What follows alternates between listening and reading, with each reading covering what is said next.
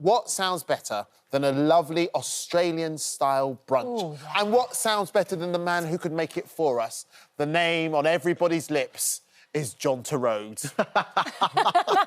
Well, there you go. Molly, you can do a Christmas song. I can do a sort of Christmas brunch. Yeah. What sort of Christmas things do you do, Andy? Good question, John. Yeah, what do you do, Andy? Question. Yeah. Look, I am a MasterChef finalist. That's all you need to know. Right, John, look, Aussies love a brunch. You know, they pretty much invented it. So tell us, you're going to do something for us. Well, I think the first thing I'm going to do is I'm going to show you how to poach an egg properly, because I think a lot of people don't know how to do it. It sounds weird. Yeah. It sounds really odd, but actually there's a couple of tricks to it. Yeah, I need this. I need this. And so what you want to do is get yourself a pot of water, which is quite big, and you sort of quite get it to a rolling boil. But what you can do when you're boiling water, you don't have to worry about the flame so much. Move the pot off the heat. That's rather than trying to play with the flame and trying to adjust it, just move the pan. To poach an egg, take 2 bowls and take a little bit of vinegar. Yeah. Okay. Vinegar in your water first, a tiny bit of vinegar in your water first. OK, a little bit, not a lot. No, a tiny splash of vinegar in the bottom of the bowls. What people do when they poach an egg is that when they poach an egg, they're holding the egg over there and it's the boiling water and it steams and it hurts their hands. So, of course, they shake and everything else. Yeah. Take the egg, break it into your bowl, into the vinegar. Yeah. What the vinegar does is it sets the white of the egg, the albumin of the egg, and it means that it will actually hold itself together. The enemy to a poached egg is salt. Right. OK. If you put salt in the water, your egg will explode. Right, OK. OK.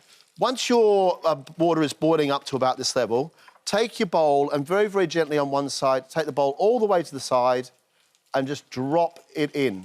There we go. And then do exactly the same thing on the other side. So now you want to keep the water boiling and you let it go. Now, don't touch it, don't swirl it, don't move it, don't do anything. Nothing at all. Okay. And let that come back up to the boil again.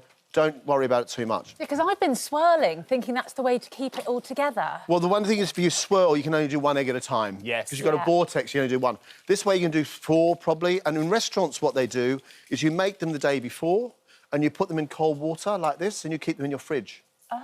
So when your friends turn up, all you need to do is take that egg, put it into boiling hot water for about a minute. It warms itself all the way through and away you go. Your eggs are ready. I just poached them for you. Can we tuck in? You can tuck in if you want. Thank Can we tuck in? Why did you sign the deal to tuck in? Now, I'm going to do bacon cornbread, but Molly, you don't like bacon, so I'm not going to do bacon. You don't eat bacon. So I've done yours without bacon. You've got avocado instead. Thank you. And I've done some whipped feta, so that's ready to go. Oh. So, eggs are poaching away. That's nice and that's happening. Yeah. Cornbread.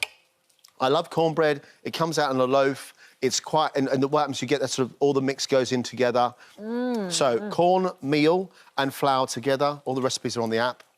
A mixture of hot milk and butter, which has been melted, poured across the top. Ooh.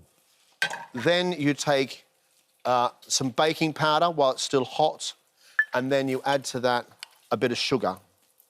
And now... Can I just say, perfectly poached eggs. This is so Thank delicious. you very much, yeah. indeed. I'm glad. Then to that 1 egg which has been beaten up.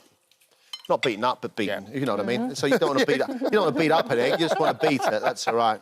Why pick a fight with an egg? That's it. No, absolutely. I mean, yes, they'll always win. He's starting to boil over.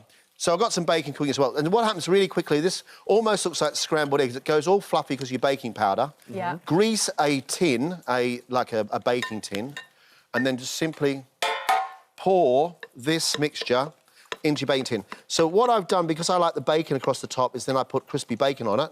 You just do it plain, it's fine. And it's really good in muffin tins because it's great for muffins and they freeze. So that means if you want to do them for, like, kids' lunches or you want to do them before Christmas, when your friends come over, they're all sorted out. Bacon across the top.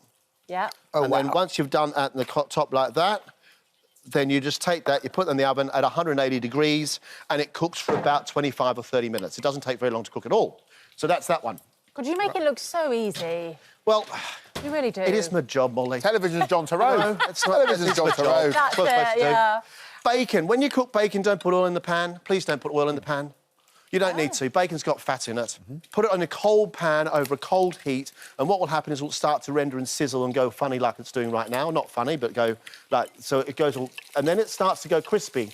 Now, my wife, Lisa, loves crispy bacon. I don't like crispy bacon, so I do this to it. I put it in the centre, Some of the bits in the bottom go nice and crispy. The bits on the top stay nice and what I saw, a bit soggy. So you've got different types of bacon. There's a joy in texture of bacon, you know? I love that you're both quiet because you're eating away. That's really nice. Oh, it's so yummy. Second meal of the day as well, which is good. Now, then, this is now... Take a little bit of the fat out of there because I don't want too much fat.